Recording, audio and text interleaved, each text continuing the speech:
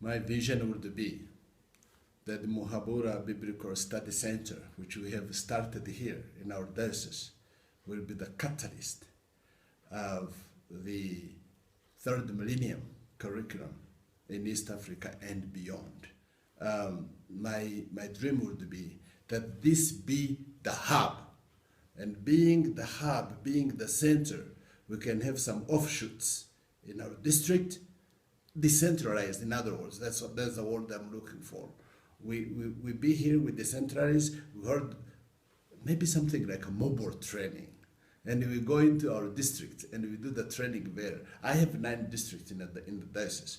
I would like to have 9 centers so that I get closer to the pastors. They don't have to travel very far. There are also those who cannot pay their way to come here. I meet them there, spend 3 days with them, and then come back here. I would like to have those kind of satellites in other dioceses so that you can, and that hub there becomes another hub for even deeper in the villages.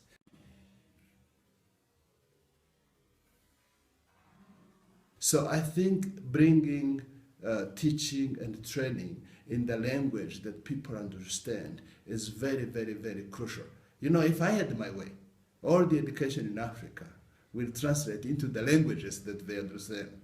And you see this in Asia, it happens. The only country that I know of in Africa that does that is Tanzania. Tanzania has put it all their higher education in Swahili. So why do we get forced to do our education in English or in French? I think our pastors deserve also the language that they can understand. Yes, we do the translation because most of our pastors do not speak English and they do not speak French. So we bring it to the language they understand. Does it reduce the quality of education? No, not at all. Instead, I think it increases the quality of education that we give them and we provide to them.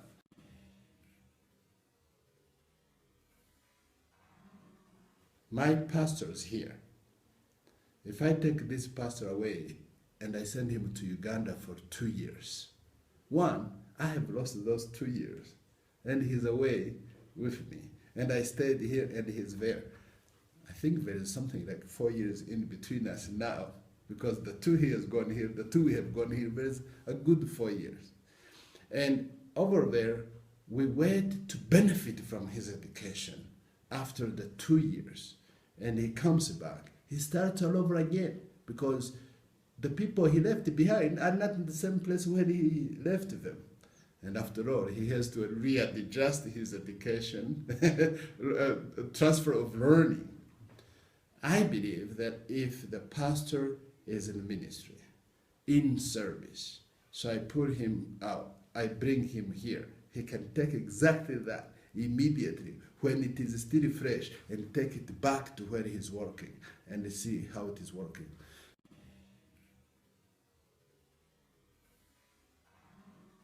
Well, not only is he getting the education, but his church is also thriving. Not only is the other one is getting his education, but even what he's doing now in the office where we are working, you can see the fruits of his education immediately. What he's doing applied in the work that he's doing now. His family is settled, his children are going to school, his wife is doing a little business in the market here. So you have not uprooted them. When a pastor is in and out of his parish in that kind of training, he will never grow out of his context. He's still in the context, he benefits. When you take him for 3 years, for 4 years, he somehow, that's what I believe, I'm sorry to say, but he somehow outgrows his village. And it's very difficult to come back and get settled.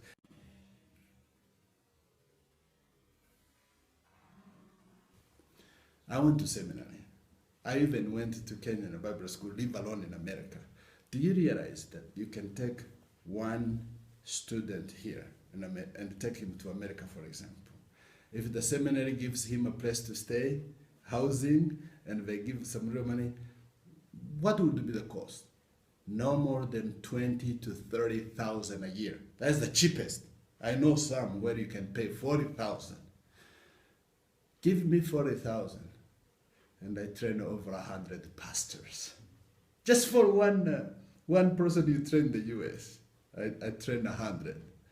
Well, for the cost of 2 seminary students in a good seminary, let me change a whole province or a whole country with that kind of money.